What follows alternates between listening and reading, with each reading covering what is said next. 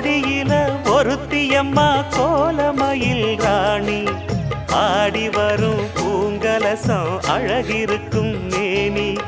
தேர் நடந்து தெருவில் வரும் ஊர்வலமா ஊருலகில் அவளை போல பேர் வருமா